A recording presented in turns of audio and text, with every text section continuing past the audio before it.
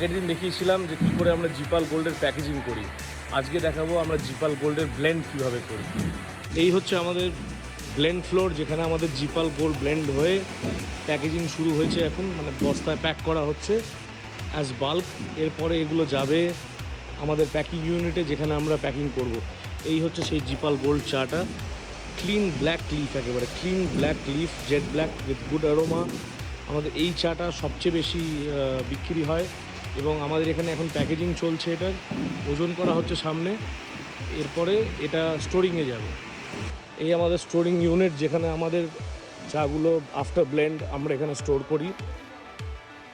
বিশাল বড় জায়গা, এখানে কয়েক হাজার বস্তা এখানে ধরে এবং এইখানে আমাদের যিনি ম্যানেজার বাবু আছেন, কাকাবাবু, উনি এটাকে পুরো দেখভাল করেন।